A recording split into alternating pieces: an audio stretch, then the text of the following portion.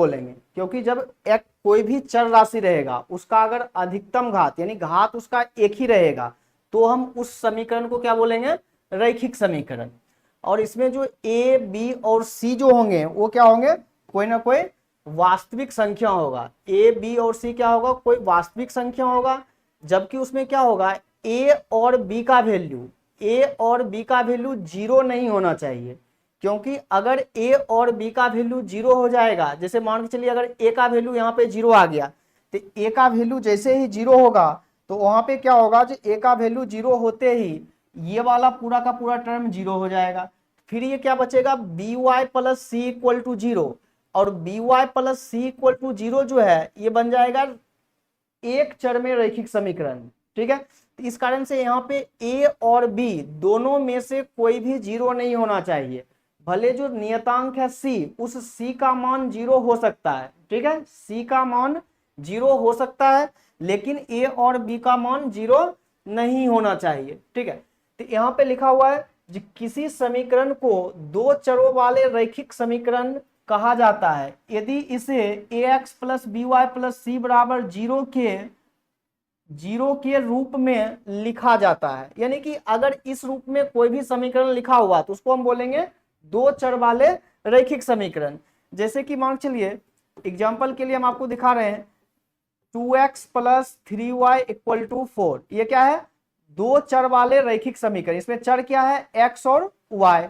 या मान चलिए 3x minus 4y equal to 7, ये भी क्या है, दो चर में रैखिक समीकरण। तो रैखिक समीकरण को हम पहचान गए, किसको बोलेंगे, जो चर होगा x और y, उस x और y का जो घात होगा वो घात कितना होना चाहिए, 1 रहना चाहिए।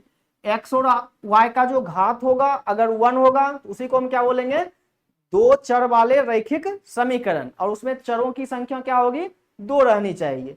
तो अब जो है उस दो चर वाले रैखिक समीकरण को हल करने के लिए जितना उस समीकरण में चर की संख्या होगी उतना हमें समीकरण चाहिए। तो हम पढ़ क्या रहे हैं, दो चर, तो उसको हल करने के लिए हमारे पास दो समीकरण दिया रहेगा और उन दोनों समीकरण को हल करके हम क्या करेंगे, x और y का मान ज्ञात करेंगे। ठीक, यानी दो समीकरण दिया रहेगा, उन दोनों समीकरण को हल करेंगे और हल करके हम क्या करेंगे, x और y का मान ज्ञात करेंगे। ठीक है, तो उसी प्रकार से यहाँ पे है जो दो चर वाले रैखिक समीकरण का व्यापक रूप, जो दो चर वाला रैखिक समीकरण होता है उसका जो व्यापक रूप है यानी कि जो मानक रूप जो है, जो स्टैंडर्ड फॉर्म, वो क्या है, ax plus B Y plus C equal to zero.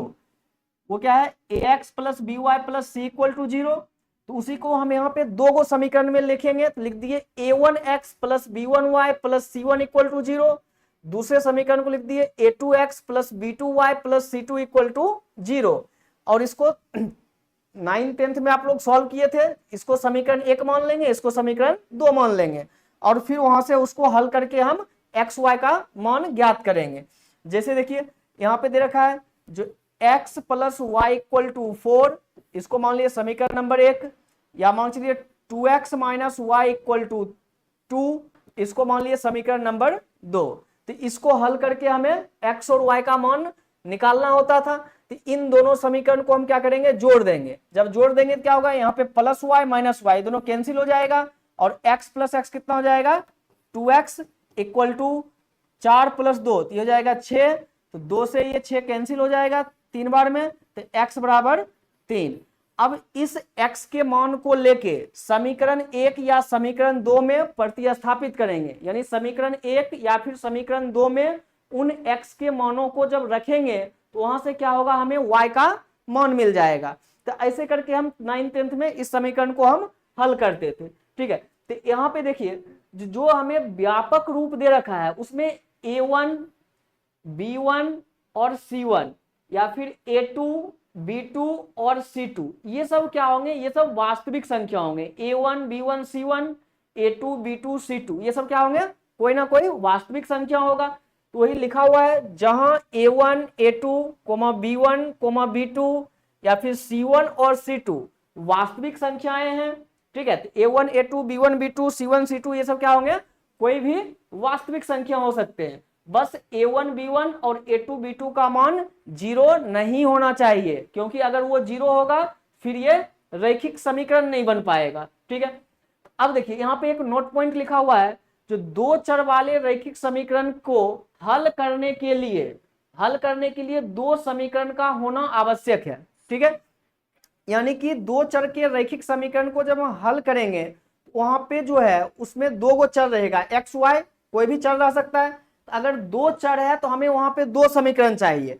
अगर दो समीकरण नहीं होगा फिर हम उस रैखिक समीकरण को हल नहीं कर पाएंगे, यानी हमें उसको हल करने के लिए कम से कम दो समीकरण का जरूरत पड़ेगा उसको हल करने के लिए। ठीक है, तो हमेशा याद रखेंगे रैखिक समीकरण जब भी हल करेंगे तो वहां पे हमें दो समीकरण का जरूरत होगा, तो उन दोनों समीकरण को हम हल कर लेंगे।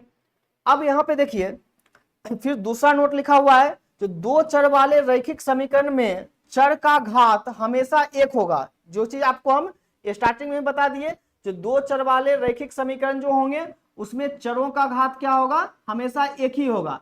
जैसे कि मान चलिए 3x plus 7y equal to 3, यहाँ पे चर क्या है, x और y, तो x का भी घात 1 है, y का भी घात 1 है, तो इसको हम क्या बोलेंगे, दो चर वाले रैखिक समीकरण। इसमें चर कौन है, x और y। तो दो चर वाले रैखिक समीकरण में हमेशा चर का जो घात होगा वो घात कितना होगा, एक रहना चाहिए, यानी कि उसका पावर जो होगा पावर हमेशा एक ही रहना चाहिए, उसमें कभी भी एक से ज्यादा नहीं होना चाहिए। ठीक है, अब देखिए तो दो चर वाले जो रैखिक समीकरण है उसको हल करने का जो विधि है, ठीक है, उसको हल करने का विधि क्या है, जो 9th-10th में हम हल किए थे। एक तो होता है उसका ग्राफीय विधि, उसका हम ग्राफ बनाते हैं आलेख खींच के और फिर वहां से हम एक्स वाई का मान निकालते हैं। एक इसमें होता है वज्र गुणन विधि, जो वज्र गुणन विधि से हल करेंगे, या फिर होता है इसमें एक विलोपन विधि या फिर प्रतिस्थापन विधि। ठीक है, तो सारा विधि जो है हम यहाँ पे नहीं पढ़ेंगे, बस एक कोई सा विधि जो है जो सबसे आसान है उसको हल करके हम आपको बता रहे हैं। ठीक है, जैसे कि देखिए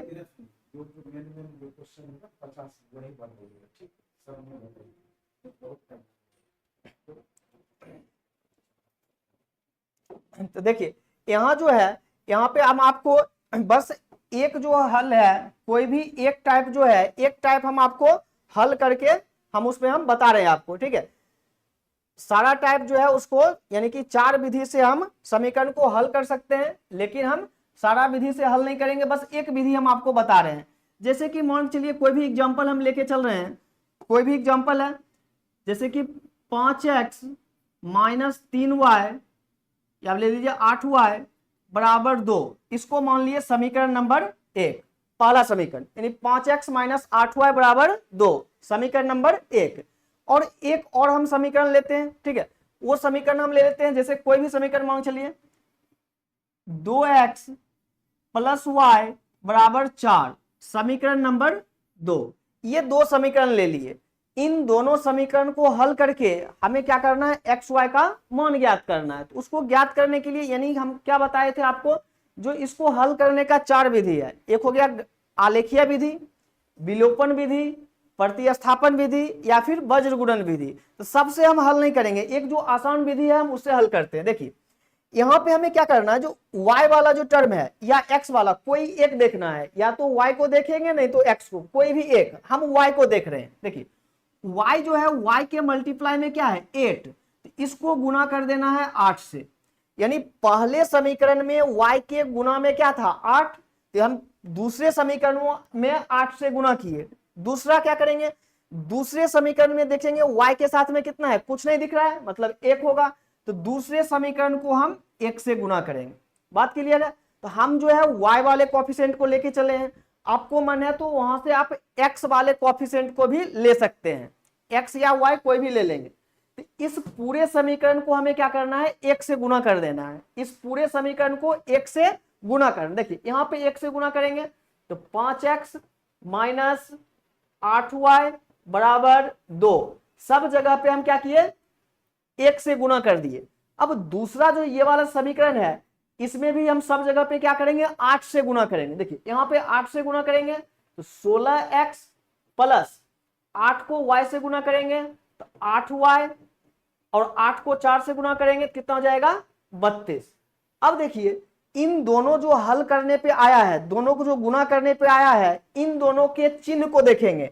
यहाँ पे दोनों का चिन्ह क्या है, अलग अलग है, एक में माइनस है दूसरे में प्लस है। जब अलग अलग चिन्ह रहेगा तो दोनों समीकरण को जोड़ देना है, और जब सेम चिन्ह रहेगा, जैसे यहां भी माइनस है इसमें भी माइनस, या फिर यहां प्लस और यहां भी प्लस, जब चिन्ह समान होगा तो उस समीकरण को हम घटा देंगे।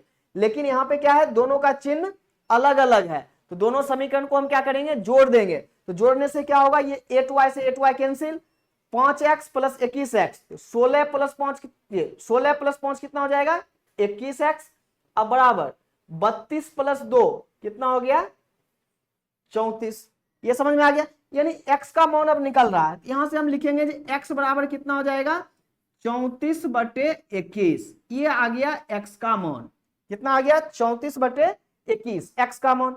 अब इन x के मान को समीकरण 1 या समीकरण 2 में रख के हम y का मान ज्ञात करेंगे। ठीक है, इन सब x के मान को समीकरण 1 या समीकरण 2 में रख के हम y का मान ज्ञात करेंगे। तो देखिए यहां पे हम लिखते हैं, जो समीकरण 1 में x बराबर 34/21 रखने पर, यानी समीकरण 1 में या 2 में, चलो 2 में रखते हैं, समीकरण 2 में छोटा सा है, तो समीकरण 2 में x का मान रखेंगे। देखिए 2 और क्या है x, यहां पे x का मान रखेंगे, कितना रखेंगे, 34/21, किया जाएगा 34/21 प्लस y बराबर 4। इस 34 को 2 से गुना करेंगे तो कितना हो जाएगा, 68/21 प्लस y बराबर 4, किया जाएगा y इक्वल टू 4 माइनस 68/21। अब इसका भिन्न का घटाव कर लेंगे, आ जाएगा y बराबर 21 को 4 से करेंगे कितना आ जाएगा, 84 माइनस 68/21। y बराबर, देखिए इसमें से इसको माइनस कर देंगे, 84 जो है उसमें से 68 को हम माइनस कर देंगे। ठीक है, कितना आ जाएगा, 16। इसमें से इसको माइनस करेंगे तो क्या आ जाएगा, यानी देखिए 84 है और उसमें से हमें माइनस कितना करना है, 68 को। जब इसको माइनस करेंगे तो क्या हो जाएगा, 14 माइनस 8 तो 6, और यहाँ पे 7 माइनस 6 1, तो कितना आ गया, 16। तो लिख दिया 16/21। ठीक है, तो इस विधि से हम क्या करेंगे, जो समीकरण को हम हल करेंगे, हल करने से क्या होगा, एक्स वाई का मान मिल जाएगा। तो हल करने का 4 विधि है, चारों में से कोई भी एक विधि हमें आना चाहिए। ठीक है, तो सबसे आसान जो है यही वाला होता है, जो गुणांक को बराबर करेंगे, y के साथ में 8 था, उसको दूसरे समीकरण को 8 से गुना, y के साथ में 1 था, पहले समीकरण में 1 से गुना करके तब फिर समीकरण को हम जोड़ घटाव करके सॉल्व कर लेंगे, तो वहां से क्या होगा, एक्स वाई का मान आ जाएगा। ठीक है, तो इसी प्रकार से हम क्या करेंगे, जो उसको हम हल कर लेंगे। तो हमें जो है रैखिक समीकरण को हम हल करने के लिए देख लिए। ठीक है, अब देखिए दूसरा पार्ट जो है इसमें वो क्या है, जो दो चर वाले रैखिक समीकरण युग्म दो रेखाओं को निरूपित करता है, दो रेखाओं को निरूपित करता है। यानी कि दो चर वाले जो रैखिक समीकरण होंगे उसको जब आप ग्राफ बनाइएगा, उसका आलेख जब हम बनाएंगे तो वो क्या होगा, दो रेखा को निरूपित करता है। यानी उसमें क्या होगा, जो हमेशा दो गो रेखा बन के आएगा। ठीक है, वो दोनों रेखा क्या होगी, सरल रेखा, यानी कि सीधा लाइन होगा। तो अब दो गो जो रेखा बन के आएगा, तो उस रेखा के लिए भी हमारे पास 3 कंडीशन है। जो रेखा कैसे हो सकता है, ठीक है, या तो वो दोनों रेखाएं एक दूसरे को प्रतिच्छेद करेगी। प्रतिच्छेद करने का मतलब क्या होता है, जो दोनों रेखा या तो एक दूसरे को काटेगी, समझ में आ गया। और दूसरा बात हो सकता है, जो वो दोनों रेखा एक दूसरे को ना काटे, यानी एक दूसरे को नहीं काटेगा। तो जिस केस में वो दोनों रेखा एक दूसरे को नहीं काटेंगे, तो वहां पे क्या होगा, जो दोनों रेखा एक दूसरे के समांतर होंगे। क्या होंगे, दोनों रेखाएं एक दूसरे के समांतर होंगे। तीसरा पॉइंट क्या हो जाएगा, जो दोनों रेखा एक दूसरे को ओवरलैप करे। ओवरलैप करने का मतलब एक रेखा खींचेंगे और उसी के ऊपर दूसरा रेखा भी आ जाए। ठीक है, तो उसको हम बोलते हैं ओवरलैप, या फिर हिंदी में हम उसको बोलते हैं संपाति। संपाति मतलब दोनों रेखाएं एक ही दिखेगा, वहां पे खींचा रहेगा दो रेखा, लेकिन क्या होगा, एक ही रेखा दिखेगा। तो उसके बारे में अब हमें डिस्कस करना है। देखिए यहां पे हमें दिया हुआ है कि यदि दो रेखाएं एक बिंदु पर प्रतिच्छेद करती है तो वह बिंदु दोनों समीकरण का अद्वितीय हल होता है। ठीक है, इसको अभी हम बताते हैं डिफाइन करके कैसे आएगा। जैसे कि जब हम यहां से वो जो तीनों पॉइंट जो ऊपर लिखा है उसी को हम आपको डिफाइन करके बता रहे हैं। देखिए पहला पॉइंट, पहले पॉइंट में जैसा कि हम देख रहे हैं, फर्स्ट पॉइंट, जब दोनों रेखा एक दूसरे को प्रतिच्छेद करेगी, क्या करेगी, जब दोनों रेखा एक दूसरे को प्रतिच्छेद करेगी। तो देखिए यानी कि ये सबको पता है ये क्या होता है y अक्ष और ये क्या होता है x अक्ष। इधर हो गया x डैश और इधर हो गया y डैश और ये हो गया मूल बिंदु। x अक्ष y अक्ष, यहां पे हमें 3 डायग्राम बनाना है तीनों केस के लिए, तीनों केस देखेंगे। चलिए यानी कि यहां पे कोई भी रेखा का हम दो गो रेखा बनाते हैं, कोई भी दो रेखा बनाना है। ठीक है, देखिए पहला केस हम लेते हैं, जो हो सकता है रेखा ऐसा बन जाए यानी L1, पहले रेखा को हम खींचे ऐसा बन गया। और जब दूसरे रेखा दूसरा समीकरण जो रहेगा उसका आलेख बनाएंगे, वो मान के चलिए ऐसे आ गया, इसका नाम दे दिए L2।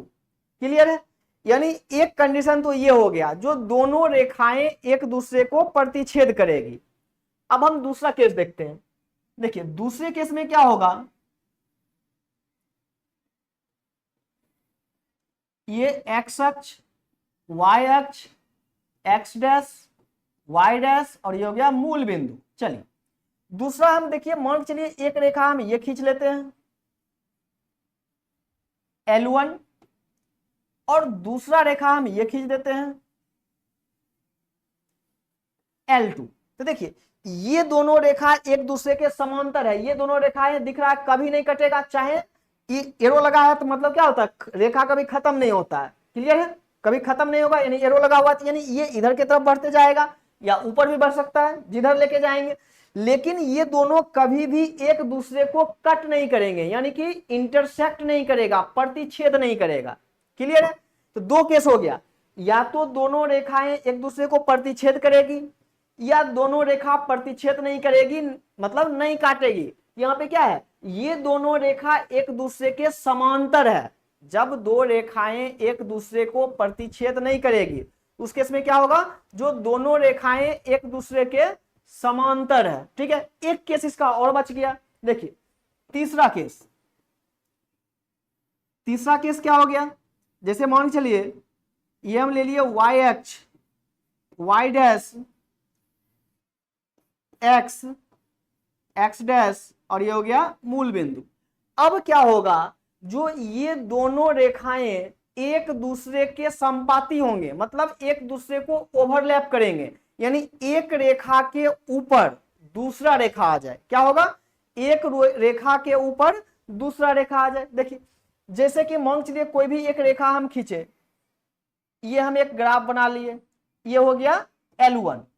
क्लियर है, जब दूसरे रेखा का ग्राफ बनाएंगे तो वो भी ग्राफ क्या होगा, इसी लाइन पे आ जाए, यानी दूसरा लाइन जब हम खींचेंगे तो वो भी जो क्या होगा, वो भी इसी के ऊपर आ जाए, इसी के ऊपर। इसके ही नाम दे दिया हम L2। तो क्या होगा, हम इस ग्राफ को बनाए हैं तो हमें पता होगा जिसमें क्या है, दो रेखा है। ठीक, जैसे यहां पे पूछेंगे आपको यहाँ पे कितना रेखा है, आपको दिखेगा एक ही रेखा है। हाँ, नाम लिखा हुआ है इसलिए बोल देंगे यहाँ पे दो रेखा है, एक L1 है और एक L2 है। तो दोनों रेखा क्या कर रहा है, एक दूसरे को ओवरलैप कर रहा है, एक दूसरे को ढके हुए है, यानी ना पहला दूसरे को ऊपर ढका हुआ है, दूसरा जो है वो पहले के ऊपर, यानी दोनों एक दूसरे को ओवरलैप कर रहा है। जब ओवरलैप करता है, या फिर इसको बोलते हैं कोइंसाइड, कोइंसाइड यानी दोनों क्या है, एक दूसरे के ऊपर है। ठीक है, तो इसको हम हिंदी में क्या बोलते हैं, दोनों रेखाएं एक दूसरे के संपाती हो रहे हैं। क्या हो रहे हैं, दोनों रेखाएं एक दूसरे के संपाती हैं। अब जो है हमें देखना है, जो रैखिक समीकरण के हल जो हम एक्स वाई का मान निकालेंगे वो हल कितना होगा। क्लियर है, यानी कि पहले वाले केस में आ जाइए, जब आलेख, या फिर आलेख से देखेंगे तो हम उसका बात कर रहे हैं, या फिर इसका भी हम नीचे हम कंडीशन आपको बताएंगे उस कंडीशन के हिसाब से। ठीक, अगर दोनों रेखाएं एक दूसरे को प्रतिच्छेद करेगी, दो रेखाएं एक दूसरे को प्रतिच्छेद करेगी मतलब उसको काटेगी, तब क्या होगा, जो उस रेखा के अद्वितीय हल होंगे, क्या होंगे, अद्वितीय हल, या फिर बोलेंगे उसके एक हल होंगे। क्या होंगे, जब दो रेखा एक दूसरे को प्रतिच्छेद करेगी तो उसके क्या होंगे, एक हल होंगे। यानी कि इस केस में क्या होगा, एक हल होगा पहले वाले केस में। ठीक है, अब आ जाइए दूसरे वाले केस में। दूसरे वाले केस में क्या है, दोनों रेखाएं एक दूसरे के समांतर है। समांतर मतलब ये दोनों कभी भी नहीं मिलेंगे, एक दूसरे को कभी भी प्रतिच्छेद नहीं करेंगे। तो जब दो रेखाएं एक दूसरे के समांतर हो तो उस केस में क्या होगा, जो वो दोनों रेखाओं को जब हम हल करेंगे तो कोई हल ही नहीं मिलेगा। यानी एक्स वाई जो है उसको हल करते रहेंगे, एक्स वाई का कोई भी मान प्राप्त नहीं होगा। यानी इस केस में क्या होगा, कोई हल नहीं है। जब दोनों रेखाएं एक दूसरे के समांतर होंगे क्या होगा, कोई हल नहीं है, एक भी हल नहीं मिलेगा। जब दोनों रेखाएं एक दूसरे को प्रतिच्छेद करेगी तो क्या होगा, एक हल मिलेगा। तीसरे पॉइंट पे आ जाइए, जब दोनों रेखा एक दूसरे के संपाती होंगे मतलब एक दूसरे को ओवरलैप कर रहे होंगे, एक रेखा के ऊपर दूसरी रेखा होगा, उसी को हम क्या बोलते हैं, संपाती। यानी इस केस में क्या होगा, जो इस केस में क्या होगा, अनंत हल होगा, यानी बहुत सारा हल होगा। एक ही क्वेश्चन के लिए बहुत सारा आंसर निकल के आएगा। क्योंकि क्या होगा, अगर एक बिंदु पे यहां पे कट किया था हम क्या बोले, एक हल होगा। ये एक भी बिंदु पे कट नहीं किया, एक भी हल नहीं होगा। लेकिन यहाँ पे क्या है, दोनों रेखा एक दूसरे के संपाती है, यानी एक के ऊपर दूसरा रेखा जो है वो ढका हुआ है। तो क्या होगा, ये हर एक बिंदु पे ही इसको कट कर रहा होगा, हर एक बिंदु पे कट करेगा। तो क्या होंगे, इस जो रैखिक समीकरण है इसको हल करने पे हमें क्या मिलेगा, अनंत हल मिलेगा, यानी अनेक हल मिलेगा, बहुत सारा हल मिलेगा। तो तीनों केस क्लियर है। पहले केस में जब दोनों रेखाएं एक दूसरे को प्रतिच्छेद करेगी तो क्या होगा, एक हल होगा मतलब अद्वितीय हल। जब दोनों रेखाएं एक दूसरे के समांतर होंगे उस केस में क्या होगा, कोई हल नहीं। और जब दोनों रेखा एक दूसरे को ओवरलैप करेंगे मतलब एक रेखा के ऊपर दूसरा रेखा होगा, तो उस केस में क्या होगा, जो दोनों रेखाएं जब एक दूसरे को ओवरलैप कर रहे होंगे तब वहां पे क्या होगा, अनेक हल होंगे मतलब उसके अनंत हल होंगे, इन्फिनिटी होंगे। ठीक है, तो यही चीज जो है अब ऊपर आपको वहां पे लिखा हुआ है। देखिए एक एक पॉइंट करके हम पढ़ते हैं।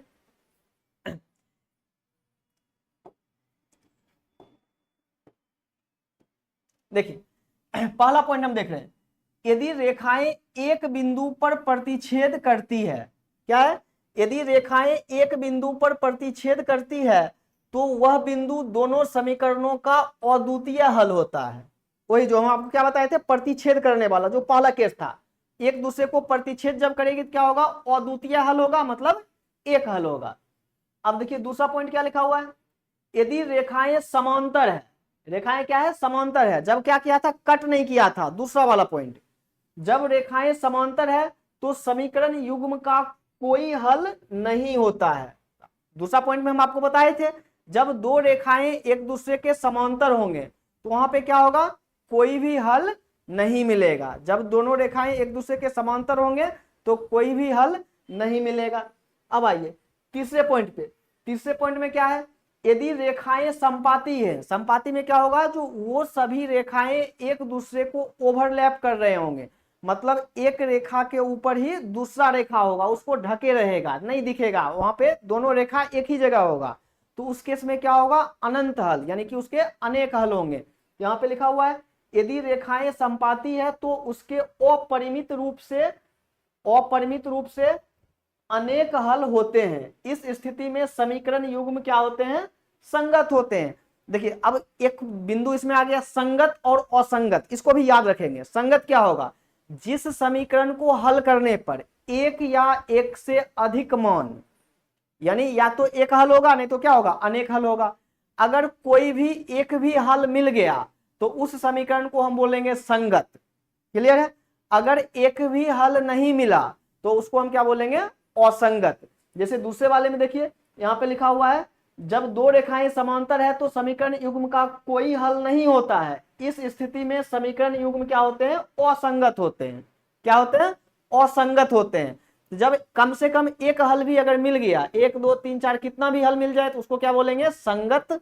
अगर एक भी हल नहीं मिलेगा तो उसको हम क्या बोलेंगे, जो वो क्या है, असंगत है। क्लियर है, क्या बोलेंगे उसको, असंगत है। तो ये तीनों पॉइंट हमें समझ में आ गया। जब रेखा प्रतिच्छेद करेगी तो अद्वितीय हल मतलब एक हल। जब रेखा ना ही उसको प्रतिच्छेद नहीं करेगी मतलब दोनों रेखा एक दूसरे के समांतर होंगे, कट नहीं कर रहा होगा, तो कोई हल नहीं। और जब दोनों रेखाएं एक दूसरे के संपाती होंगे तो वहां पे क्या होगा, जो उसके अनेक हल होंगे, मतलब अनंत हल मिलेंगे। आगे देखिए, यहां पे हमें दे रखा है एक पॉइंट, यदि दिए गए रैखिक समीकरण a1x plus b1y plus c1 बराबर 0 और a2x plus b2y plus c2y बराबर 0 एक रैखिक समीकरण युग्म को प्रदर्शित करता है। क्या है, यहाँ पे हमें दो गो समीकरण दे दिया है, सेम वही चीज जो आपको अभी हम आलेख बना के बताए थे, उसी का अब कंडीशन है। ये चीज जो है, ये तीनों बहुत ही इंपॉर्टेंट है, इन तीनों पॉइंट को हम अच्छे से याद रखना है। ठीक है, यहाँ पे अब क्या होगा जी, ये तीनों के तीनों पॉइंट जो होंगे, जैसा कि हम देख रहे हैं, जो हमें इस रूप में कोई भी दो गो समीकरण दिया रहेगा, दो गो हमें रैखिक समीकरण देगा, क्योंकि हम दो चर वाले रैखिक समीकरण पढ़ रहे हैं, तो दो चर वाले रैखिक समीकरण को हल करने के लिए हमेशा हमारे पास में दो गो समीकरण रहना जरूरी है। तो वो दो समीकरण अपने पास दे दिया है, a1x plus b1y plus c1 बराबर 0 और दूसरा है a2x plus b2y plus c2 बराबर 0।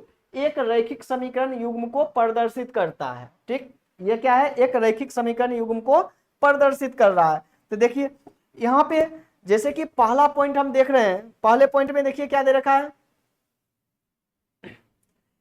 a1 बटे a2 बराबर b1 बटे b2 रैखिक समीकरण का केवल एक हल होगा। रैखिक समीकरण का केवल एक हल होगा। ठीक है, क्या होगा, केवल एक हल होगा तथा संगत युग्म होता है।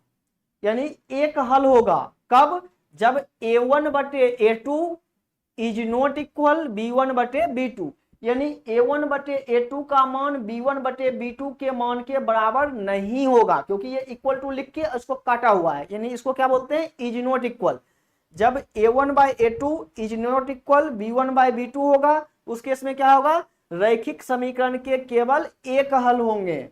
एक हल मतलब कौन सा केस, फर्स्ट वाला, यानी दोनों रेखा एक दूसरे को प्रतिच्छेद करेगी।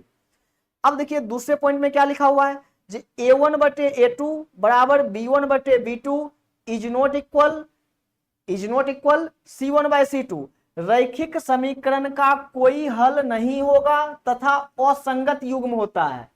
ये हो गया दूसरा वाला केस, जब दोनों रेखाएं एक दूसरे के समांतर होंगे। तो जब दोनों रेखाएं एक दूसरे के समांतर होंगे तो उस केस में क्या होगा, कोई हल नहीं मिलता है। तो उसी के लिए हमें एक कंडीशन बना के दिया है, a1 बाई a2 बराबर b1 बाई b2 और is not equal c1 by c2, तो रैखिक समीकरण के कोई भी हल नहीं होंगे।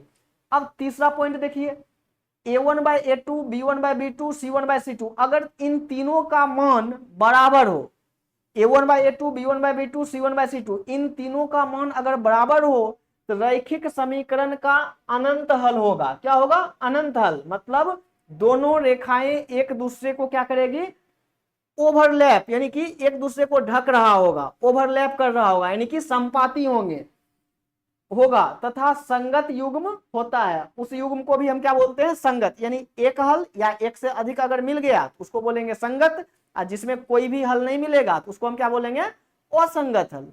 क्लियर है, तो इन तीनों पॉइंट को हमें याद रखना है। जब रैखिक समीकरण में बोलेगा अद्वितीय हल या फिर बोलेगा एक हल, तो हम कंडीशन लगा देंगे a1 by a2 is not equal b1 by b2, और दूसरा वाला जब बोलेगा कोई हल नहीं, तब वहां पे a1 by a2 b1 by b2 is not equal c1 by c2, और तीसरा पॉइंट a1 बाई a2 बराबर b1 बाई b2 बराबर c1 बाई c2, इस केस में क्या होगा, अनंत हल होगा। तो इन तीनों पॉइंट को आपको याद रखना है, क्वेश्चन इस पे बहुत ज्यादा डायरेक्टली पूछा जाएगा ऑब्जेक्टिव में। ठीक है, तो देखिए उसके बाद कुछ नोट पॉइंट हमारे पास है, देखिए उसको देखते हैं।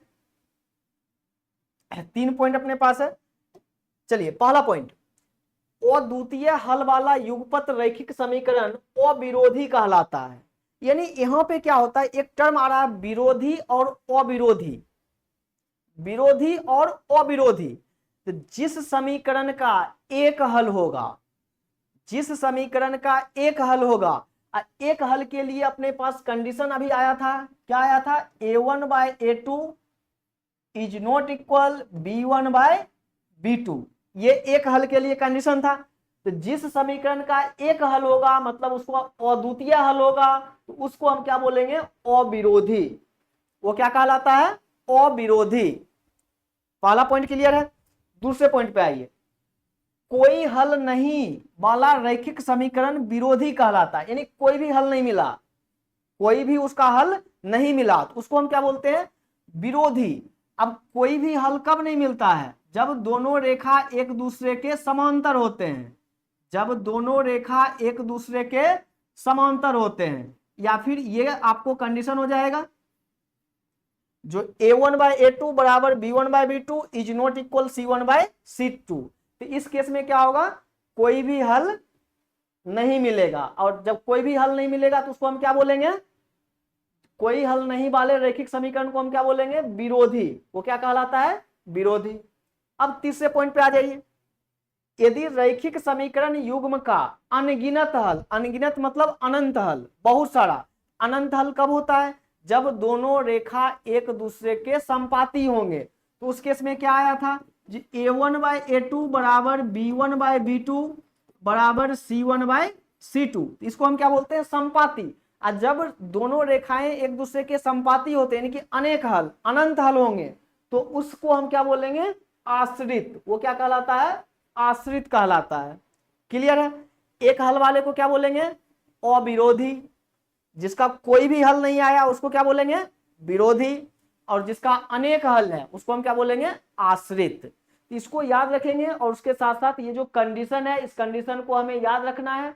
अभी हम क्वेश्चन सॉल्व करेंगे इन तीनों पे, ठीक है। ये जो तीनों कंडीशन है इसको लगा के हम क्वेश्चन सॉल्व करेंगे, ठीक। चलिए अगले पॉइंट पे। यदि रैखिक समीकरण युग्म असंगत है तो उसे निरूपित करने वाली रेखाएं होगी। क्वेश्चन हम देख रहे हैं, ठीक है, क्वेश्चन पे आ गए हैं।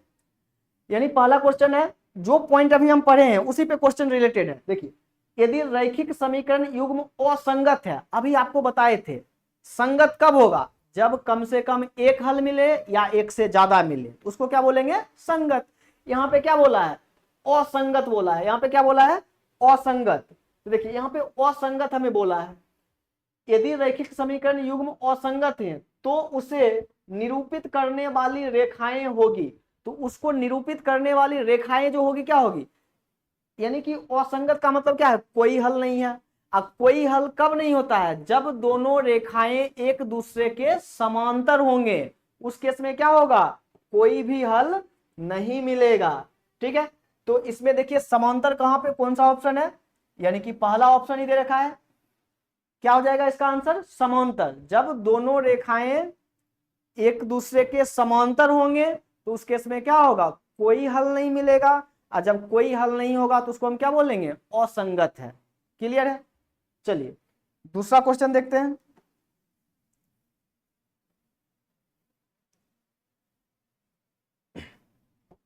देखिए दूसरे क्वेश्चन में, यदि रैखिक समीकरण युग्म संगत है, संगत कब होता है, दो केस में, एक अद्वितीय हल वाले में और दूसरा अनेक हल वाले में। आगे पढ़ते हैं। यदि रैखिक समीकरण युग्म संगत है तो उसे निरूपित करने वाली रेखाएं होगी। यानी कि जब संगत होगी, तो संगत तो दो केस में था, कब, जब दोनों रेखाएं एक दूसरे को प्रतिच्छेद करेगी, या फिर उसके क्या होंगे, अनेक हल थे। लेकिन अनेक हल वाला जो था, अनेक हल जो था उसमें भी हम संगत बोल रहे थे, या फिर प्रतिच्छेदी जो था उसको भी संगत बोल रहे थे। इसमें ऑप्शन नंबर कौन सा हो जाएगा, देखिए पहला है समांतर, ये तो नहीं होगा। दूसरा क्या है, प्रतिच्छेदी। तो प्रतिच्छेदी वाला जो है, प्रतिच्छेदी वाला हो सकता था क्योंकि संगत बोला है। संपाती, संपाती भी होगा क्योंकि संगत बोला है। तो चौथा जो ऑप्शन है उसमें दोनों एक ही जगह दे रखा है, प्रतिच्छेदी अथवा संपाती। यानी कि ऑप्शन नंबर कौन सा हो जाएगा, डी हो जाएगा, क्योंकि डी ऑप्शन में दोनों आ रहा है, संगत वाला दोनों केस आ रहे हैं। क्लियर है, यानी ऑप्शन नंबर हो गया डी। चलिए अगला क्वेश्चन नंबर 3। देखिए तीसरे क्वेश्चन में क्या है, जो रैखिक समीकरण युग्म का आलेख प्रतिच्छेदी रेखाएं हो तो हलों की संख्या होगी। बोला है जो यदि कोई रैखिक समीकरण है उसका आलेख हम बना रहे हैं तो आलेख जो है वो प्रतिच्छेदी है। प्रतिच्छेदी मतलब दोनों रेखाएं एक दूसरे को काट रही होगी। तो जब दोनों रेखाएं एक दूसरे को काटेगी तो उसी को हम क्या बोलते हैं, प्रतिच्छेदी रेखा। और प्रतिच्छेदी रेखा जब होता है तो उस केस में क्या होता है, एक हल होता है, मतलब अद्वितीय हल। तो बोला है हलों की संख्या होगी, तो हलों की संख्या क्या होगी, हलों की संख्या उसकी क्या हो जाएगी, एक हो जाएगी। हलों की संख्या क्या होगी, एक होगी, यानी कि एक हल। क्लियर है। अब देखिए दूसरा क्वेश्चन, अगला क्वेश्चन पे चलते हैं। रैखिक समीकरण युग्म का आलेख समांतर रेखाएं हो तो, जब रेखाएं समांतर हो, रैखिक समीकरण युग्म का आलेख क्या होगा, जब रेखाएं समांतर हो तो हल होंगे, एक हल होंगे, दो हल होंगे, कोई हल नहीं या अनगिनत हल। तो क्या बताए थे, दूसरा केस क्या था, जब रेखाएं एक दूसरे के समांतर हो तो उस केस में क्या होगा, कोई भी हल नहीं होगा। तो कोई भी हल नहीं है, यानी ऑप्शन नंबर सी आ जाएगा, कोई हल नहीं है। अगला चलिए क्वेश्चन नंबर 5। देखिए क्वेश्चन नंबर 5 अपने पास है, रैखिक समीकरण युग्म का आलेख संपाती रेखा हो तो हल होंगे। संपाती मतलब क्या होगा, बताए थे आपको, दोनों रेखा एक दूसरे के ऊपर ही होंगे, मतलब एक रेखा होगा उसी के ऊपर दूसरा रेखा भी होगा, तो संपाती होंगे। और संपाती वाले केस में क्या था, जो उसके अनगिनत हल होंगे। संपाती वाले में क्या होंगे, उसके अनगिनत हल होंगे। यहाँ पे बोला है रैखिक समीकरण युग्म का आलेख संपाती रेखा हो तो हल होंगे, तो हल इसके क्या होंगे, अनगिनत हल होंगे, यानी ऑप्शन नंबर क्या आ जाएगा, डी। इसके क्या होंगे, अनगिनत हल होंगे। अगला चलिए क्वेश्चन नंबर 6। देखिए क्वेश्चन नंबर 6 में क्या है, अद्वितीय यहां पे हल होगा, अद्वितीय हल वाला युगपत रैखिक समीकरण कहलाता है। यानी कि जो अद्वितीय हल है, अद्वितीय हल का मतलब जिसका एक हल है। एक हल कब होता है, जब वो प्रतिच्छेदी होता है। एक हल कब होता है, जब वो प्रतिच्छेदी होता है। तो बोला है जो अद्वितीय हल वाला युगपत रैखिक समीकरण कहलाता है। तो अद्वितीय हल वाले जो रैखिक समीकरण है उसको हम क्या बोलते हैं, अविरोधी। क्या बोलते हैं, अविरोधी, यानी ऑप्शन नंबर बी, उसको हम क्या बोलेंगे, अविरोधी। जब एक हल होंगे तो अविरोधी कहलाएंगे। क्लियर है।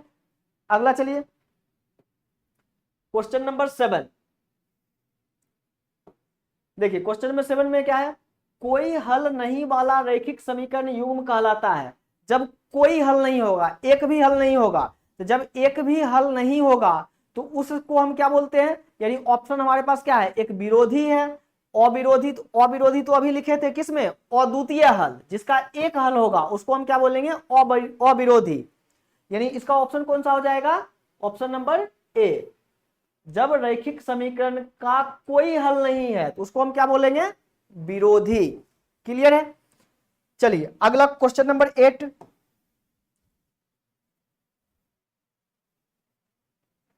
क्वेश्चन नंबर 8 में देखिए क्या दे रखा है, यदि रैखिक समीकरण युग्म का अनगिनत हल है। अनगिनत हल कब होते हैं, जब वो दोनों रेखाएं एक दूसरे के संपाती होंगे, मतलब एक रेखा के ऊपर दूसरा रेखा होगा। तो जब संपाती होते हैं तो उसको हम बताए थे आपको, उसको हम क्या बोलते हैं, आश्रित। उसको क्या बोलेंगे, आश्रित। तो देखिए तीनों पॉइंट क्वेश्चन में कवर हो गया। यानी जब संपाती होंगे तो आश्रित, कोई हल नहीं होगा तो क्या होगा, विरोधी। और जब अद्वितीय हल या फिर एक हल तो उसको हम क्या बोलेंगे, विरोधी। क्लियर है। चलिए अगला क्वेश्चन नंबर 9। देखिए क्वेश्चन नंबर 9 में है, युगपत समीकरण अविरोधी कहलाते हैं। यानी कोई भी समीकरण जो है अविरोधी कब कहलाता है, जब उसका क्या होगा, एक हल होगा। अविरोधी आया था कब होता है, जब उसका अद्वितीय हल होगा। और अद्वितीय हल का मतलब उसका एक हल होगा। और एक हल कब होता है, जब दोनों रेखाएं एक दूसरे को प्रतिच्छेद करती है। यहां पे वही क्वेश्चन है, युगपत समीकरण अविरोधी कहलाते हैं यदि उन्हें निरूपित करने वाली रेखाएं, यदि उन्हें निरूपित करने वाली रेखाएं क्या हो, प्रतिच्छेदी हो। जब निरूपित करने वाली रेखा क्या होगी, प्रतिच्छेदी होगी, यानी एक बिंदु पे काट रही होगी तो वो क्या कहलाएगा, अविरोधी कहलाएगा। चलिए अगला क्वेश्चन नंबर 10। क्वेश्चन नंबर 10 में देखिए, युगपत समीकरण विरोधी कहलाता है। विरोधी कब कहलाता है? जब कोई हल नहीं है। विरोधी कब कहलाता है? जब कोई हल नहीं है। और जब कोई हल नहीं है मतलब एक भी हल नहीं है, जब एक भी हल नहीं होगा तो उस केस में क्या होगा? यानी दोनों रेखा एक दूसरे के समांतर होंगे। तो यानी ऑप्शन नंबर कौन सा हो जाएगा? बी, दोनों रेखा एक दूसरे के समांतर होंगे। ठीक है, अगला चलिए क्वेश्चन नंबर 11। देखिए, युगपत समीकरण आश्रित कहलाते हैं यदि उन्हें निरूपित करने वाली रेखाएं आश्रित, आश्रित वाला तीसरा केस था जब दोनों रेखाएं एक दूसरे के संपाती होंगे। मतलब एक के ऊपर क्या होगा? दूसरा रेखा होगा, तो क्या होगा? संपाती रेखा होगा। और उस केस में जब संपाती होते हैं क्या होते हैं? अनगिनत हल होते हैं। क्या होते हैं? अनगिनत हल होते हैं। तो अनगिनत हल होते हैं तो यहाँ पे बोला है जो वो रेखा क्या होगी? तो वाली रेखाएं क्या होगी? यानी कि ऑप्शन नंबर कौन सा हो जाएगा? पहला ऑप्शन प्रतिच्छेदी नहीं होगा, समांतर नहीं होगा, कौन सा होगा? संपाती होगा। कब? जब हल क्या होगा? समीकरण आश्रित कहलाते हैं, आश्रित, तब वो क्या होगा? संपाती होगा। चलिए अगला क्वेश्चन नंबर 12 पे। अब देखिए यहां से अब न्यूमेरिकल हम सॉल्व करेंगे। ठीक है, देखिए के किस मान के लिए समीकरण निकाय, दो समीकरण हमें दे रखा है, के अनगिनत हल होंगे। देखिए दोनों समीकरण हम लिखते हैं। पहले एक समीकरण हमें दे रखा है जो 4x प्लस के वाई, ये जो बराबर में 6 है इसको उधर लेके जाएंगे। 6 जो है उसको हम उधर लेके जाएंगे, सबको एलएचएस में रखेंगे, आरएचएस में कोई नहीं रहना चाहिए। ठीक, तो प्लस 6 को उधर लेके जाएंगे तो क्या हो जाएगा? -6 बराबर 0। इसको मान लेंगे समीकरण नंबर 1। क्लियर है? दूसरा समीकरण देखिए, 2x -4y -3 बराबर 0। ये जो +3 इधर जो बराबर के इस साइड जो 3 है इसको लेके हम उधर चले जाएंगे तो क्या हो जाएगा? -3। इसको मान लिए समीकरण नंबर 2।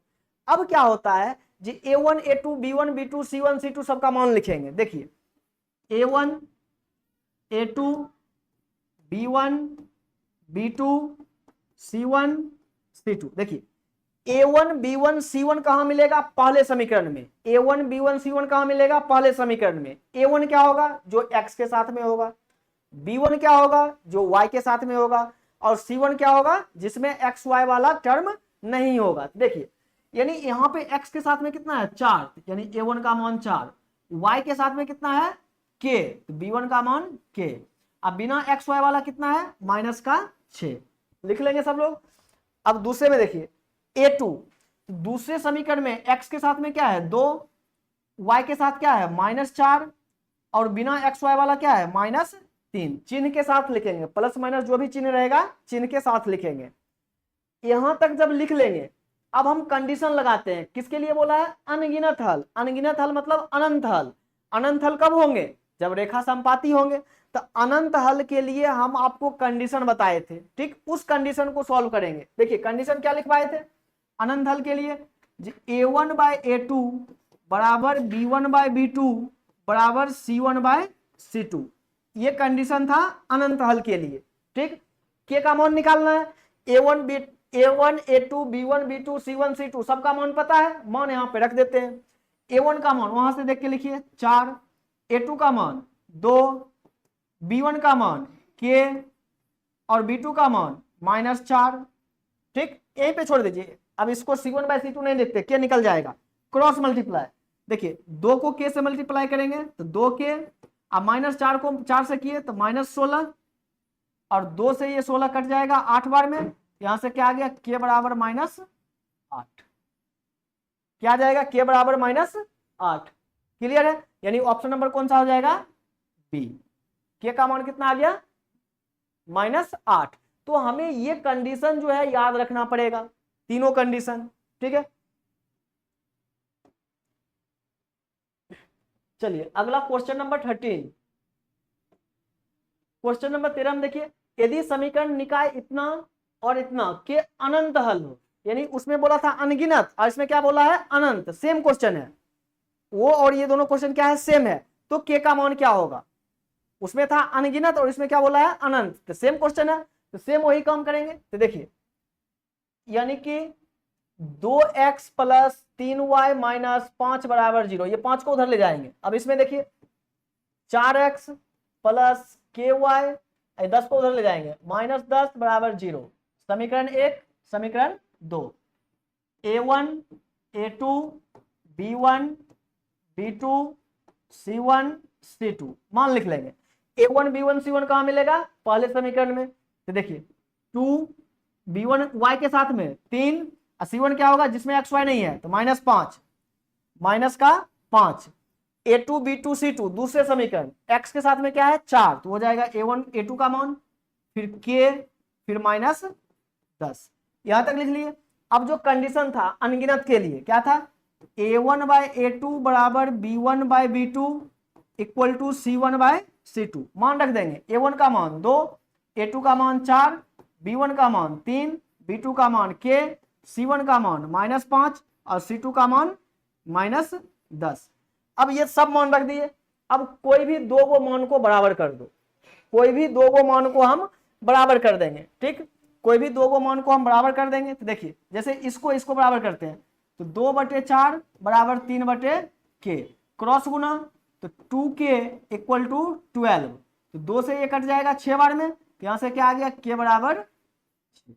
हम इसको बराबर किए, आपको मन है तो इसको और इसको बराबर कर दीजिए, ठीक है, तो भी मान क्या होगा, सेम ही होगा, कोई चेंज नहीं आएगा, यानी k का मान कितना आ गया 6, यानी ऑप्शन नंबर कौन सा हो गया, सी। तो यानी ये जो तीनों कंडीशन जो हम लिखे थे ये तीनों बहुत महत्वपूर्ण है, हमें इसको याद रखना है। चलिए अगला क्वेश्चन नंबर 14 देखिए, समीकरण निकाय, दो को समीकरण निकाय दे रखा है कि अनगिनत हल होने के लिए के का मान, सेम क्वेश्चन है, अब इसको आप लोग खुद से ट्राई करेंगे, ठीक। अगला क्वेश्चन चलते हैं, क्वेश्चन नंबर ये कौन सा था 14, अगला चलते हैं क्वेश्चन नंबर 15 पे, इसको आप लोग खुद से कर लेंगे, सेम क्वेश्चन है। देखिए क्वेश्चन नंबर 15, इसमें क्या बोला है, ए का मान जिसके लिए समीकरण निकाय इतना तथा इतना के अनगिनत हल होंगे, फिर से वही क्वेश्चन है, अनगिनत हल होंगे, तो हमें ए का मान पूछा, उसमें के दिया था, इसमें क्या दे दिया, ए दिया, तो इसको भी आप लोग खुद से ट्राई करेंगे। अगला क्वेश्चन नंबर 16, देखिए क्वेश्चन नंबर 16 में क्या है, समीकरण निकाय इतना के अनंत हल हैं, तो यानी कि तो a प्लस बी बराबर 0, a प्लस बी बराबर 1, a प्लस बी बराबर 2, a प्लस बी बराबर 3, इसको थोड़ा सा हम करके आपको दिखा देते हैं, ठीक। देखिए अनंत हल के लिए दिया है, यानी समीकरण जो अपने पास है वो समीकरण देखिए क्या है, x प्लस 2y माइनस 5 बराबर 0, इस 5 को उधर लेके गए, समीकरण 1। दूसरा आइए ax plus a minus B into Y minus 10, इस 10 को उधर ले गए, बराबर 0, समीकरण नंबर 2, यहां तक लिख लिए। अब क्या करेंगे, जो a1 a2 b1 b2 c1 c2 हम लिखते थे वो लिख लेंगे पहले। देखिए a1 a2 b1 b2 c1 c2, a1 b1 c1 का मान कहां मिलेगा, पहले समीकरण में। चलिए पहला समीकरण, x के साथ में कुछ नहीं दिख रहा है 1 है, y के साथ में 2 और बिना एक्स वाई वाला -5। अब दूसरे समीकरण से a2 b2 और c2 का मान, देखिए x के साथ में क्या है a, y के साथ में क्या है a माइनस बी, तो लिखेंगे यहाँ पे a माइनस बी पूरा लिखेंगे, और बिना एक्स वाई वाला क्या है -10। क्लियर है यहां तक। अब कौन सा हल बोला है, अनंत हल। अभी तक जो भी क्वेश्चन किए थे अनंत हल का था, 2-3 क्वेश्चन आपको छोड़ भी दिए करने के लिए, वो भी अनंत हल का है, या तो अनंत बोलेगा नहीं तो अनेक बोलेगा, ठीक। तो अब इसका कंडीशन जो था क्या था, a1 बाय a2 बराबर b1 बाय b2 बराबर c1 बाय c2, अनंत हल के लिए। a1 का मान देखिए कितना है 1, a2 का मान a, b1 का मान 2, b2 का मान a माइनस बी, c1 का मान -5, c2 का मान -10। क्लियर है। अब इन दोनों को हम हल करेंगे, फिर आंसर देखेंगे आंसर क्या होगा, क्योंकि आंसर थोड़ा सा इसमें रिलेशन लेके आना है, ए और बी में रिलेशन लेके आना है, ठीक। तो देखिए यानी ये 3 को रेशियो आ गया, हम इसको सॉल्व करेंगे, ठीक। दो गो रेशियो लेके सॉल्व करेंगे। देखिए पहला, यानी 1/a को हम बराबर करते हैं -5/-10 के। क्लियर है? 1/a को हम बराबर कर रहे हैं -5/-10 के। तो देखिए ये 5 से कैंसिल हो जाएगा 2 बार में, ठीक। तो क्या आ गया 1/a इक्वल टू, ऊपर कुछ नहीं 1, नीचे क्या बचा 2, क्योंकि 5 से ये 10 कट गया है 2 बार में। क्रॉस मल्टीप्लाई कर दीजिए, a बराबर कितना आ गया 2। a का मान हमें पता चल गया, हमें a का मान निकल के आ गया। अब देखिए अभी किसको हम बराबर किए थे, पहले और लास्ट वाले को बराबर किए थे। अब दूसरे और लास्ट वाले को या फिर पहले और दूसरे को बराबर, कोई भी दो को बराबर करना है। देखिए दूसरे और लास्ट वाले को बराबर हम करते हैं, तो 2/a-b बराबर -5/-10। 5 से ये कट जाएगा 2 बार में। देखिए 2/a-b बराबर 1/2, क्रॉस मल्टीप्लाई कर देंगे, तो a-b बराबर 4। इसको इससे गुना किया, 2 को 2 से 4, a का मान कितना है 2, तो रख देते हैं यहाँ पे। a का मान कितना रखेंगे 2 -b बराबर 4, तो -b बराबर 4 -2, तो -b बराबर 2। क्या गया -b बराबर 2, तो यहां से क्या आ जाएगा b बराबर -2। ये क्या आ गया b बराबर -2, यानी b का मान आ गया -2। अब हमें क्या करना है, ये तो ए बी का मान हम निकाल लिए। अब हम क्वेश्चन पे चलेंगे। देखिए जो भी ऑप्शन दे रखा है, चारों ऑप्शन में a + b a + b a + b ही दे रखा है, यानी a + b को जोड़ने पे क्या आएगा ये हमसे पूछा है। तो देखिए a + b बराबर, a का मान हम निकाल लिए थे, कितना आया था 2, b का मान हम अभी निकाल लिए, कितना आया -2, तो a + b बराबर, अब 2 में से 2 घटाएंगे क्या आ जाएगा 0, यानी a + b का मान क्या होगा 0। तो ऑप्शन नंबर कौन सा हो जाएगा a। क्लियर है? यानी कंडीशन वही लगाना था, अनंत वाला ही, बस क्वेश्चन में थोड़ा सा घुमा दिया हमें, ठीक है। यानी सेम चीज हमें क्या किए, जो अनंत हल के लिए ये कंडीशन लगाते थे वही हम लगाए, वहां से a और b का वैल्यू मिला और दोनों को जोड़ दिए, तो जोड़ने पे क्या मिल गया 0 मिल गया। क्लियर है सबको? चलिए अगला क्वेश्चन पे चलते हैं।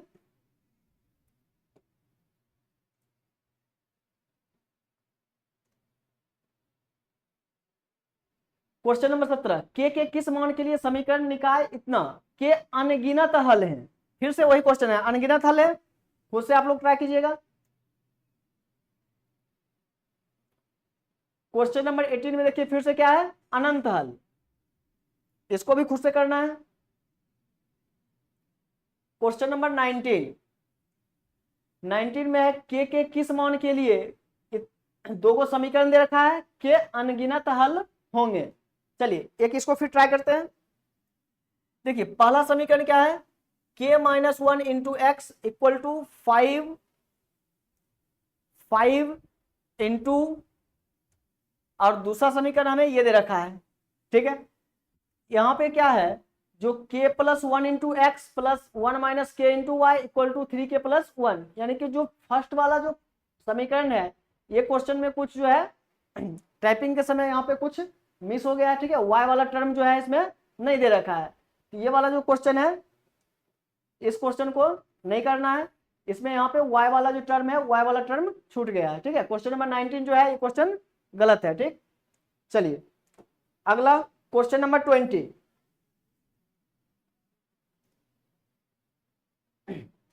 क्वेश्चन नंबर 20 में देखिए क्या बोला है, के किस मान के लिए रैखिक समीकरण इतना तथा इतना, दो समीकरण दे दिया, अपरिमित रूप से अनेक हल होंगे। तो अनेक हल मतलब क्या है, वही है क्या अनंत हल। खुद से कर लेंगे इसको भी, ठीक है। अनंत हल वाला जो भी कंडीशन है उसको लगा देंगे, a1/a2 बराबर b1/b2 बराबर c1/c2। अगला चलिए क्वेश्चन नंबर 21 में देखिए अब ये दूसरा क्वेश्चन आया है 21। देखिए समीकरण अपने पास है 4x + py + 8 बराबर 0, समीकरण 1। और दूसरा समीकरण है 2x + 2y + 2 बराबर 0, समीकरण नंबर 2। हम सबसे पहले a1 a2 b1 b2 c1 c2 का मान लिख लेंगे, ठीक है। तो देखिए a1 का मान कितना है 4, b1 का मान y के साथ में p, और बिना एक्स वाई वाला 8। अब A2 B2 C2 जो है दूसरे समीकरण से, x के साथ में कितना है 2, y के साथ में 2, अब बिना एक्स वाई वाला 2। अब हम पढ़ते हैं क्वेश्चन को। ये तो A1 A2 B1 B2 सब लिख लिए। देखिए क्या बोला है, यहां पे लिखा हुआ है अद्वितीय हल होगा। अद्वितीय हल, जैसे अभी हम क्वेश्चन किसका कर रहे थे, अनंत हल, अनेक हल के लिए। तो अद्वितीय हल के लिए भी आपको कंडीशन लिखवाए थे। वो कंडीशन क्या था, जो A1/A2 is not equal B1/B2। ये कंडीशन था किसका, अनंत हल का। चलिए A1 का मान 4, A2 का मान 2 इज नॉट इक्वल B1 का मान P और B2 का मान 2। ठीक, ये 2 से 2 कट जाएगा तो क्या आ गया, P इज नॉट इक्वल 4। बोला था P का मान क्या होगा, तो P is not equal 4, P का मान 4 नहीं होगा।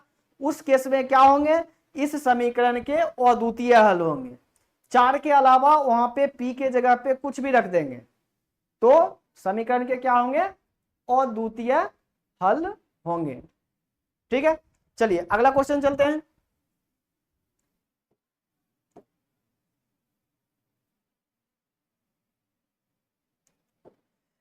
अगले क्वेश्चन देखिए, रैखिक समीकरण युग्म के अद्वितीय हल हैं तो उनके आलेख होंगे। जब हल अद्वितीय होगा तो हल अद्वितीय के लिए क्या होगा, जो अद्वितीय हल के लिए यानी उसी को हम क्या बोलते हैं, जो एक हल। और जब एक हल होगा तो वहां पे क्या हो जाएगा, जो दोनों रेखाएं क्या होंगे, एक दूसरे को प्रतिच्छेद करेगी। जब दोनों रेखाएं एक दूसरे को प्रतिच्छेद करेगी तो उसका हल क्या होगा, अद्वितीय होगा। तो यहां पे लिखा हुआ है प्रतिच्छेदी रेखाएं, ऑप्शन क्या हो जाएगा, बी। अगला देखिए क्वेश्चन नंबर 23 नंबर, रैखिक समीकरण का घात होगा। जो रैखिक समीकरण होता है उसका घात क्या होता है, एक होता है। रैखिक समीकरण जो होता है उसका घात क्या होता है, एक होता है। Option number C. रैखिक किसको बोलते हैं, जिसमें वेरिएबल जो चर राशि है एक्स वाई उसका घात क्या होगा, एक होगा। चलिए अगले क्वेश्चन पे, क्वेश्चन नंबर 24। देखिए 24 में क्या बोला है, दो चर में दो समीकरण के हल अनंत हो तो उनके आलेख होंगे। जब हल अनंत होता है तो उसके आलेख क्या होते हैं, संपाती होते हैं। क्या होते हैं, संपाती होते हैं। यानी कि ऑप्शन नंबर कौन सा हो जाएगा, सी। दोनों रेखाएं क्या होंगे, एक दूसरे के संपाती होंगे। चलिए अगला क्वेश्चन 25 पे, यदि रैखिक समीकरण युग्म का कोई हल ना हो तो उनके आलेख होंगे। जब कोई हल नहीं है, एक भी हल नहीं है, क्या होंगे, दोनों रेखाएं एक दूसरे के पर क्या होंगे, समांतर होंगे। जब कोई हल नहीं होता है क्या होता है, दोनों रेखाएं एक दूसरे के समांतर होंगे। यानी कि ऑप्शन नंबर कौन सा आ जाएगा, ए। दोनों रेखाएं एक दूसरे के क्या होंगे, समांतर होंगे। अगला देखिए क्वेश्चन नंबर 26, यदि समीकरण इतना तथा इतना का एक अद्वितीय हल होगा। अद्वितीय हल, दो को समीकरण दे रखा है। चलिए एक समीकरण है, पहला समीकरण अपने पास है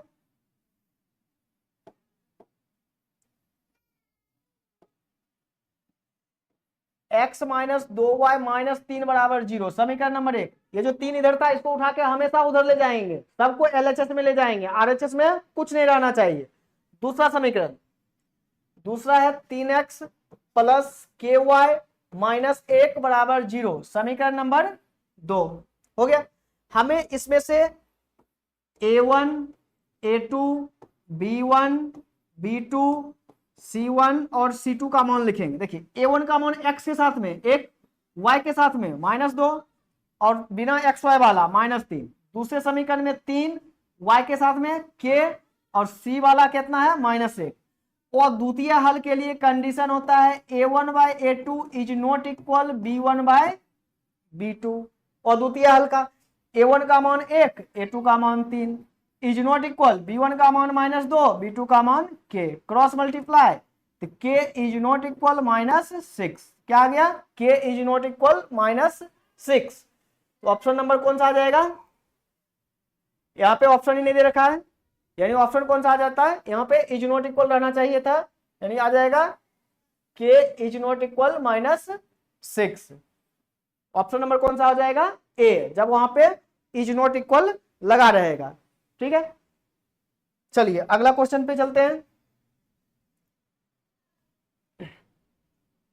क्वेश्चन नंबर 27, यहां भी बोला है के किस मान के लिए समीकरण इतना तथा इतना का अद्वितीय हल है। अद्वितीय के लिए अभी 3-4 क्वेश्चन किए हैं। क्वेश्चन नंबर 27 आप लोग खुद से ट्राई करेंगे।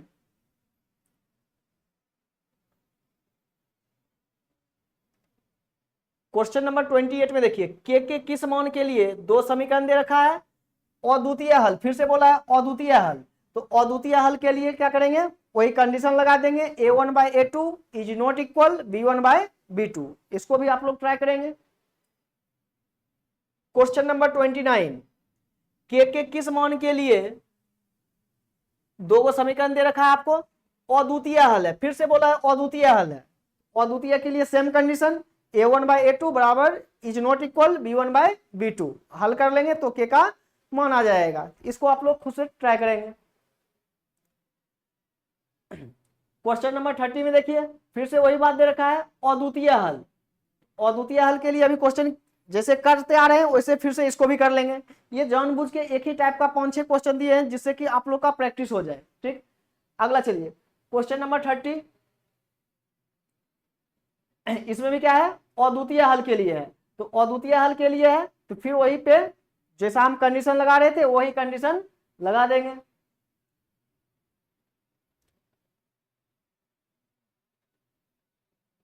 क्वेश्चन नंबर 32, चलिए इसको करते हैं। क्वेश्चन नंबर 32 में देखिए समीकरण दे रखा है x + 2y - 3 = 0। समीकरण 1, 3 को उधर ले गए। दूसरा समीकरण है 5x + ky + 7 = 0। समीकरण नंबर 2 लिख लेंगे, a1 का मान, a2 का मान, b1 का मान, b2 का मान, c1 और c2।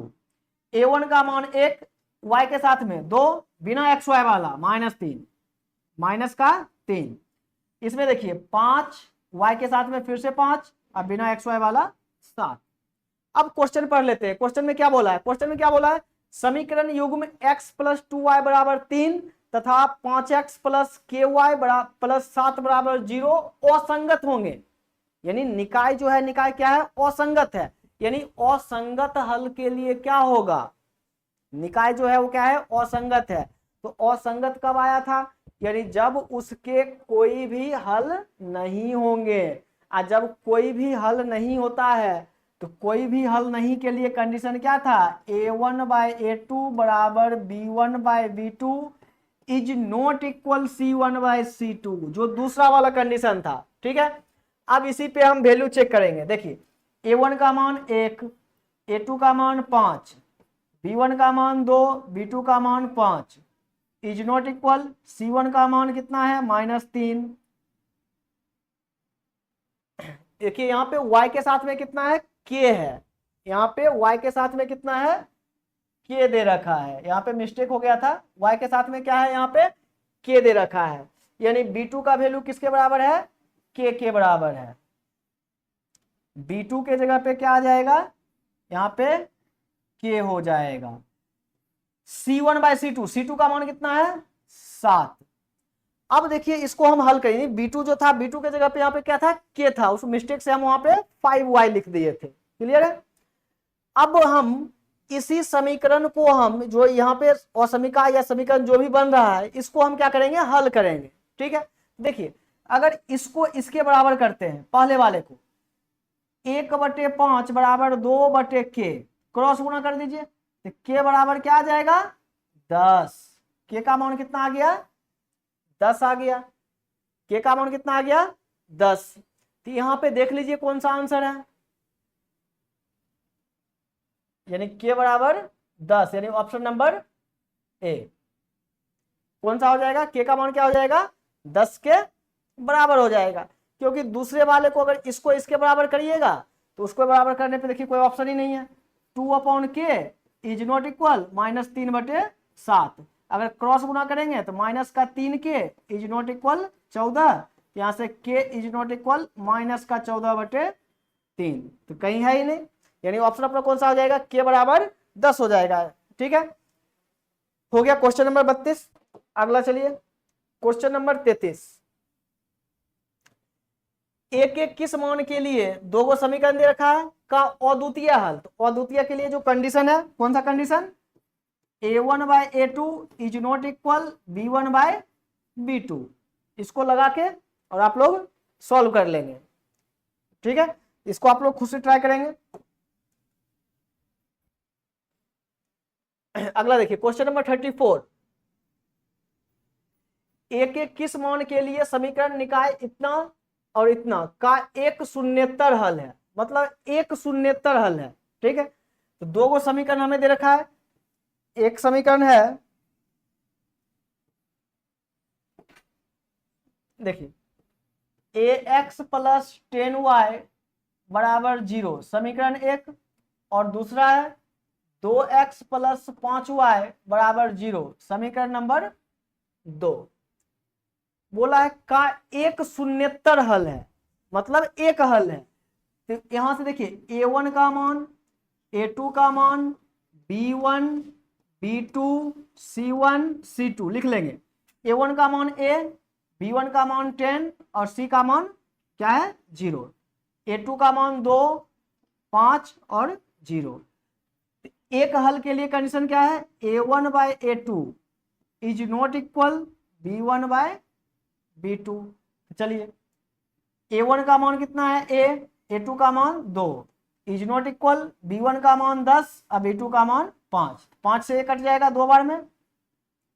a/2 is not equal 2/1 cross multiply a बराबर a is not equal 4,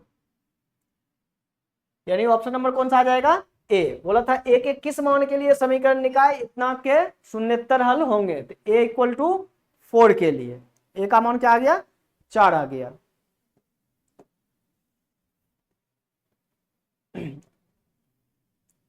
question number 35 में क्या दे रखा है, अनंत हल। अनंत हल के लिए कंडीशन आपको बताए थे, ऊपर 3-4 क्वेश्चन किए हैं, इसको खुद से ट्राई करेंगे। क्वेश्चन नंबर 36 में देखिए क्या दे रखा है, के किस मान के लिए, यानी के किस मान के लिए दो गो समीकरण दे रखा है समपाती होंगे। क्या दे रखा है, समपाती होंगे। समपाती मतलब क्या होता है, जब दो रेखाएं एक दूसरे को ओवरलैप कर रहा होगा, यानी उसके क्या होंगे अनेक हल होंगे, मतलब अनंत हल होंगे। तो अनंत हल के लिए कंडीशन जो है वो क्या है, a1/a2 बराबर b1/b2 इक्वल टू c1/c2। यही कंडीशन लगा के और अपना के का मान ज्ञात कर लेंगे। चलिए अगला क्वेश्चन नंबर 37 पे चलते हैं। बोला रैखिक समीकरण युग्म इतना तथा इतना अविरोधी, विरोधी, आश्रित या इनमें से कोई नहीं। क्या है, विरोधी है, अविरोधी है, आश्रित है या इनमें से कोई नहीं है, उसको हमें जांच करना है। देखिए तो समीकरण को हमें हल करना होगा, यानी समीकरण जो है वो हमें क्या दे रखा है,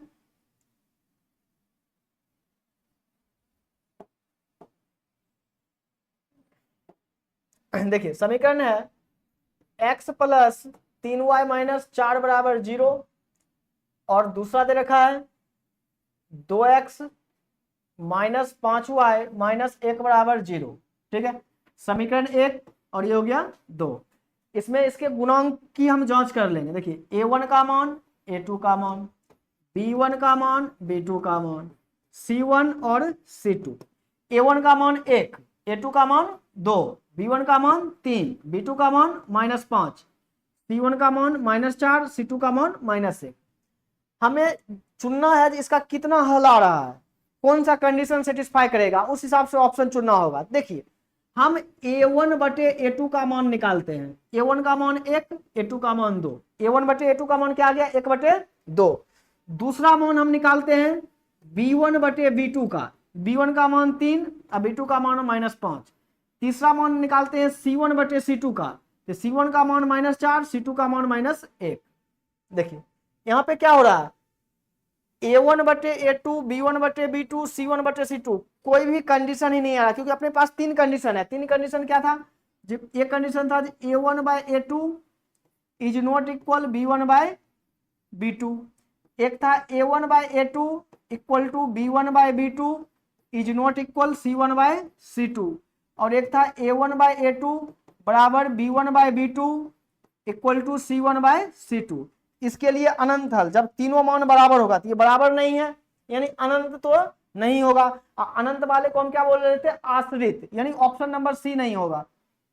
अब दूसरा चेक करते हैं, a1/a2 और b1/b2 का मान बराबर, a1/a2 और b1/b2 का मान बराबर नहीं है, तो यानी कि समांतर, समांतर भी नहीं होगा। और जब समांतर था तो उसको हम क्या बोल रहे थे, विरोधी, यानी कि ये विरोधी भी नहीं होगा।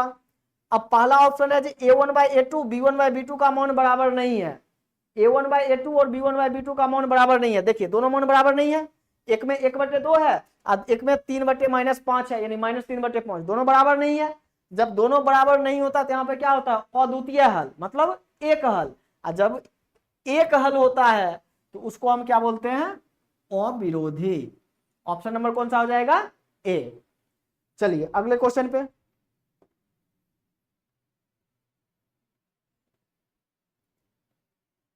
अगले क्वेश्चन में फिर से वही समीकरण दे रखा है, जांच कर लेंगे। देखिए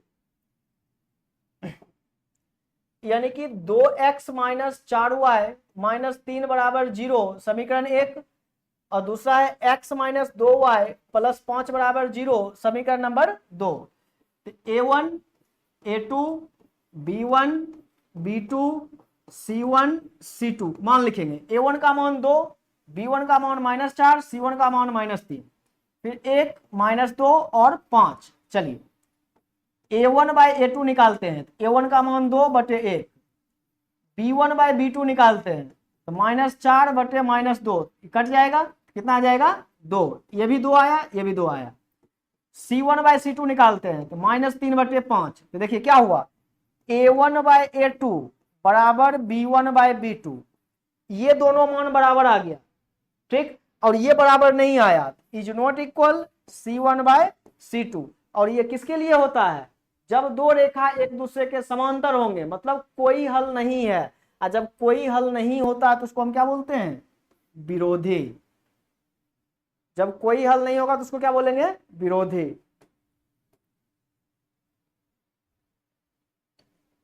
चलिए अगले क्वेश्चन देखिए, दो गो समीकरण फिर से देखा है, कैसे निकाय होंगे, तो उसी प्रकार से अपना जांच कर लेंगे निकाल के, जैसे अभी हम निकाले थे 2 क्वेश्चन में, सेम क्वेश्चन है।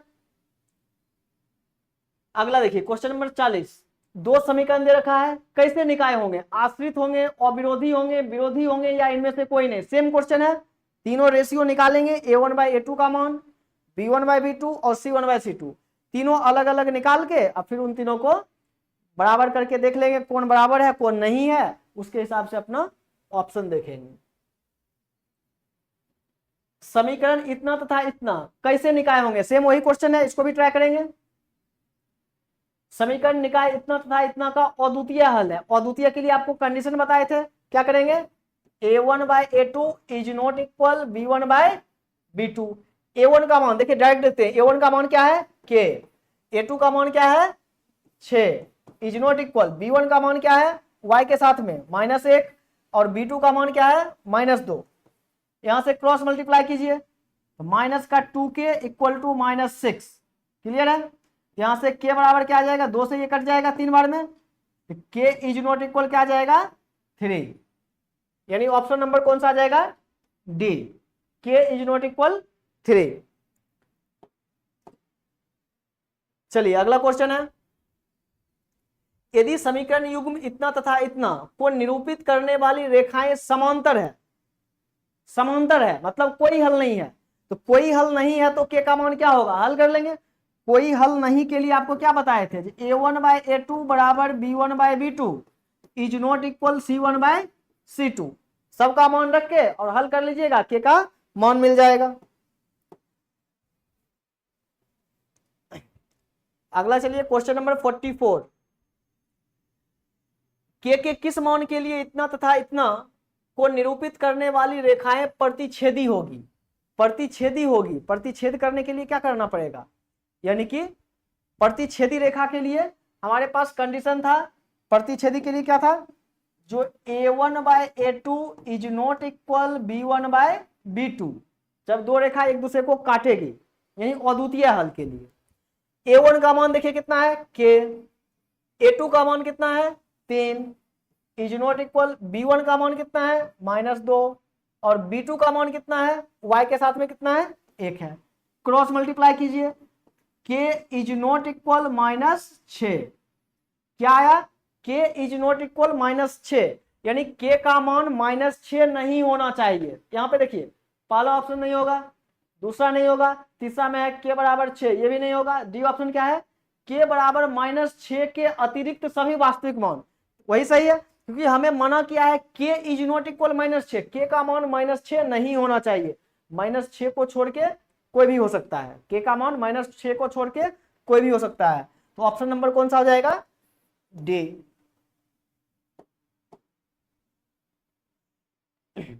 अगला देखिए, यदि दो को समीकरण में दे रखा है तो एक्स वाई का मान पूछा है। देखिए इसको हल करना होगा, यानी कि 2x + 3y = 12 समीकरण 1, और है 3x + 2y = 5 समीकरण नंबर 2।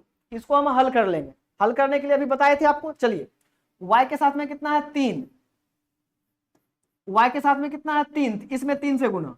इस दूसरे समीकरण में y के साथ कितना है 2, इसमें 2 से गुना। ऊपर वाले पूरे समीकरण को 2 से गुना कर दीजिए। देखिए यहां पे 2 से करेंगे तो 4x, यहां पे 2 से करेंगे तो 6y = 24। क्लियर है। इस नीचे वाले समीकरण को 3 से गुना करना है, 3 से गुना करेंगे तो 9x + 6y = 15। देखिए दोनों y वाले जो है 6 बन गया, लेकिन दोनों का चिन्ह समान है। जब चिन्ह समान रहेगा दोनों समीकरण को घटा देंगे। क्या करेंगे घटा देंगे, यानी चिन्ह परिवर्तन करेंगे। कैसे करेंगे देखिए, इस नीचे वाले का चिन्ह देखेंगे, इसका चिन्ह क्या है प्लस है तो लिखेंगे माइनस, इसका चिन्ह क्या है प्लस है तो लिखेंगे माइनस, इसका चिन्ह क्या है प्लस है तो लिखेंगे माइनस। नीचे वाले को चिन्ह देखेंगे और बदल देंगे, प्लस रहेगा तो माइनस करेंगे और माइनस रहेगा तो उसको प्लस कर देंगे। अब देखिए ये कट जाएगा, +6 - 6 कैंसिल हो गया। 4x में से 9x घटा देंगे तो -5x। 24 में से 15 घटाएंगे कितना होगा 9। 24 में से यहां से 15 घटा देंगे तो कितना हो जाएगा 9। ठीक है, तो 24 और -15 आ गया 9। यहां से x बराबर कितना आ गया -9/5। ऑप्शन देखिए कोई सा मैच यहां पे नहीं कर रहा है। 2x + 3y = 12 था, और दूसरा समीकरण क्या था 3x + 2y = 5। इसमें y के साथ 3 है तो 3 से गुणा किए थे, तो इस और इसमें 2 है तो 2 से गुणा, तो 4, 6 और 24, इसको 3 से गुणा किए तो 9, 6 और 5 दिया 15। चिन्ह परिवर्तन किए, 4 में से 9 घटाए तो -5, ये 6 से 6 कट गया, और 24 में से 15 घटा देंगे 9, यानी x का मान कितना आ गया -9/5, यानी कि x का मान -9/5 आया है। यहाँ पे कोई ऑप्शन में नहीं है। ठीक है, यानी कि क्या है क्वेश्चन में ऑप्शन जो है ऑप्शन मिस्टेक हो गया है, तो ऑप्शन वो नहीं दे रखा है। ठीक है, यहां से ये जो x का मान आया इसको कोई भी समीकरण 1 या 2 में रख देंगे तो वहां से y का मान निकल के आ जाएगा। तो हम यहीं पे छोड़ दे रहे हैं क्योंकि कोई ऑप्शन यहाँ पे मैच ही नहीं किया है। चलिए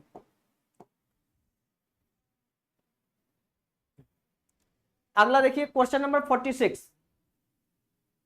वैसे हमें दे रखा है इन दोनों समीकरण को हम हल करके और एक्स वाई का मान निकाल लेंगे। तो इसको खुद से आप लोग ट्राई कीजिएगा। यहां पर देखिए यदि इतना बराबर इतना बराबर इतना, तो y का मान क्या होगा। देखिए क्या दे रखा है 2 की पावर x + y बराबर 2 की पावर x - y बराबर √8। इसको 2 बार हल करेंगे, 2 को समीकरण बनाएंगे। देखिए 2 की पावर x + y बराबर √8 लिखेंगे। ठीक है, पहले इसी को हल करेंगे, इसको इसके बराबर किए तो 2 की पावर x + y बराबर 8 को हम लिखेंगे 8 की पावर 1/2। किसी भी चीज से जब रूट हटेगा तो उसका पावर में 1/2 आता है। तो 2 की पावर x + y बराबर इस 8 को लिख देंगे 2 की पावर 3, और उसका पहले से पावर है 1/2। 1/2 ये पावर था रूट के कारण, और ये 8 को लिख दिए 2 की पावर 3। अब देखिए इसको हम लिख देंगे 2 की पावर x + y बराबर 2 की पावर 3/2। दोनों पावर को हम घात को गुना कर दिए, दोनों का आधार समान है, पावर को हम बराबर करेंगे। देखिए क्या मिलेगा x + y बराबर 3/2, इसको मान लेंगे समीकरण नंबर 1। क्लियर है, एक समीकरण बन गया। अब इसको इसके बराबर करेंगे तथा 2 की पावर x माइनस वाई जो है उसको √8 के बराबर, तो 2 की पावर x माइनस वाई बराबर √8 को फिर से वही लिख देंगे 8 की पावर 1/2, तो 2 की पावर x माइनस वाई 8 को लिखेंगे 2 की पावर 3 और उसका पावर 1/2, तो 2 की पावर x माइनस वाई बराबर 2 की पावर 3/2। फिर से दोनों का आधार बराबर है, पावर बराबर करेंगे, तो x माइनस वाई बराबर 3/2, समीकरण नंबर हो गया 2। अब इन दोनों समीकरण को हल कर लेंगे, एक्स वाई का मान मिल जाएगा। देखिए इक्वेशन फर्स्ट प्लस सेकेंड दोनों को जोड़ देते हैं, x प्लस वाई बराबर 3/2 और दूसरा समीकरण x माइनस वाई बराबर 3/2। देखिए y से y कट जाएगा, 2x बराबर, इन दोनों को जोड़ देंगे, देखिए 3/2 प्लस 3/2 करेंगे तो क्या मिलेगा 3 3 6 बटे 2 बराबर 3, यहाँ पे लिख देंगे 3।